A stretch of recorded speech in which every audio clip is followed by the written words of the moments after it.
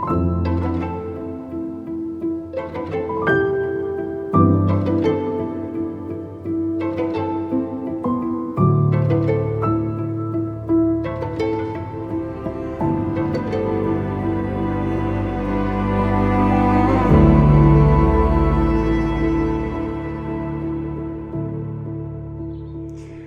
the word for today is humble. The invitation today is to live easily in the reality of not knowing, in the gift of not knowing, as opposed to the illusion of certainty. Dallas Willard writes in The Renovation of the Heart that modern humanity lives in a rage of moral self-righteousness, and that the farther we get away from the person and message of Jesus, the more a spirit of superiority, of moral distancing and condemnation marks the way that we think and the way that we act.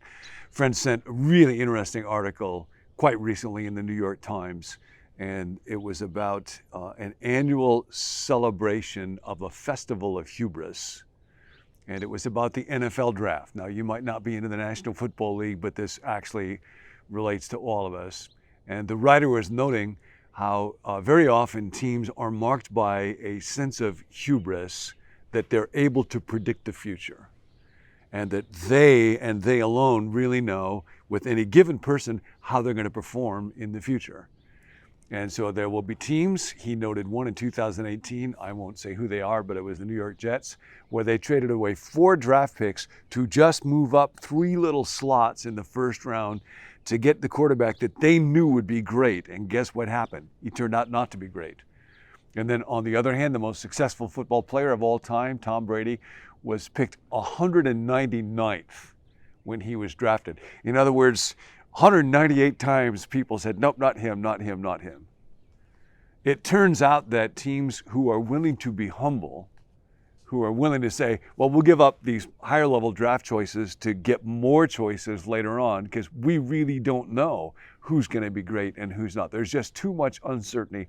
The teams who are willing to humble themselves end up doing quite a lot greater.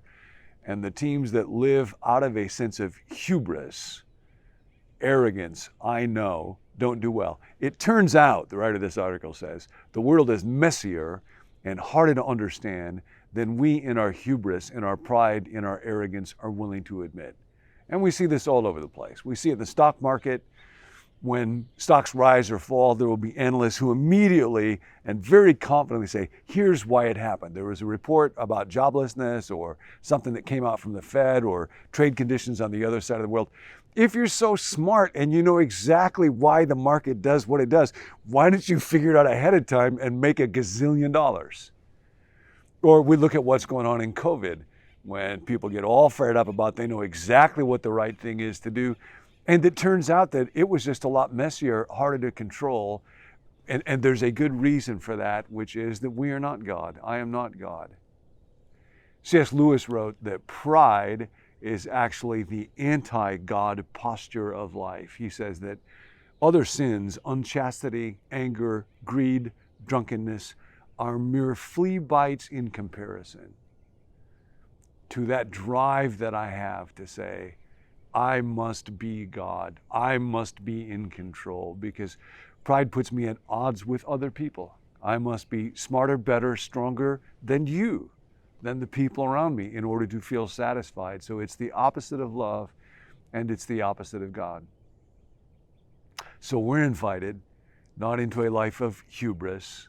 I know, I can figure it out, I'm strong enough, but into the way of humility.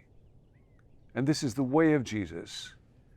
And it was a very countercultural way from the beginning. There's a book by John Dickinson, he's a historian in Australia, called Humilitas. And he takes some time in the book to point out that in the ancient world, humility was not an admired virtue. Aristotle talked about the great-souled man. And because they lived in Greece and Rome and elsewhere in the ancient world in a shame-honor culture, where the job was to accrue honor to yourself, status, prestige, rank, and to avoid shame. lowliness, humility, perceived weakness. The virtue that we think of as humility that's quite popular in our day in the West was not at all regarded highly in that day. It was something to be avoided. And so he asked the question, where did the shift take place? Why is it that today, generally in the West, we look up to humility, whereas our forebearers in the ancient Greco-Roman world looked down on it? Really interesting. Here's what he says. I was involved in a research project at Macquarie's University Department of Ancient History, exploring the origins of humility as a social virtue. The modern Western fondness for humility almost certainly derives from the peculiar impact on Europe of the Judeo-Christian worldview. The teaching that God resists the proud but gives grace to the humble, that is woven through both Old Testament and New Testament. But he notes this is not a religious conclusion. Macquarie is a public university with no division of theology or even religious studies. It is a purely religious finding. I mean, it is a purely historical finding. And he goes on to say that this is not simply traceable primarily to the stream of Judeo-Christian thought, not even primarily just to Jesus' teaching. It's traceable primarily to one event, and that is his death on a cross. And we might reflect for a moment on two amazing evaluations of crucifixion. One is from the Roman writer Seneca, who lived and wrote these words in virtually the identical time frame as the Apostle Paul. Seneca wrote, because crucifixion was the ultimate form of humiliation reserved for slaves, can anyone be found who would prefer wasting away in pain, dying limb by limb, or letting his life drop by drop, rather than expiring once for all? Can any man be found willing to be fastened to the accursed tree, long sickly, already deformed, swelling with ugly tumors on chest and shoulders, and draw the breath of life amid long drawn out agony? I think he would have many reasons for dying before mounting the cross. Can anyone be found? And one was Jesus, who, being in very nature God, did not consider equality with God to be grounds for grasping, to entitle him to assert his privilege for his own comfort or status or honor, but rather poured himself out, became in appearance like a human being, took on the form of a servant, humbled himself by death, even death on a cross.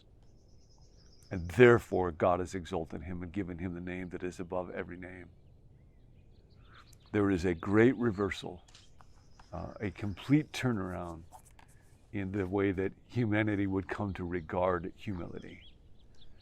And it is traceable primarily to the person Jesus, and especially his death on the cross. So now the invitation today is for us to enter into his way and to trust the cross. I don't know what's going to happen.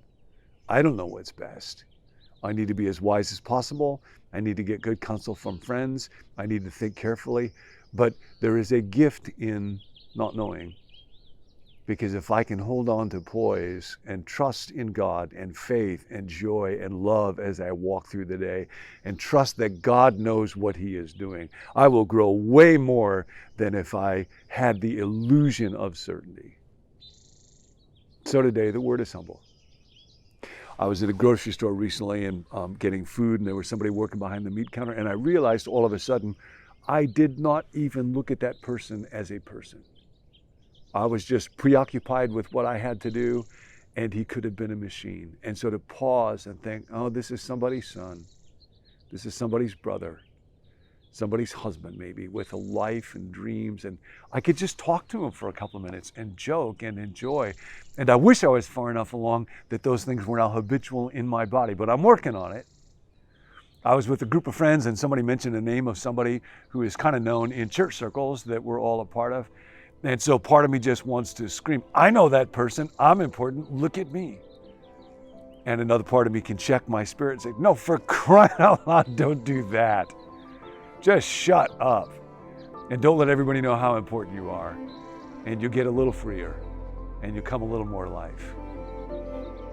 Today, perhaps the words, I don't know, which would make many NFL teams perform at a much higher level, might be good ones for you and me to hang on to.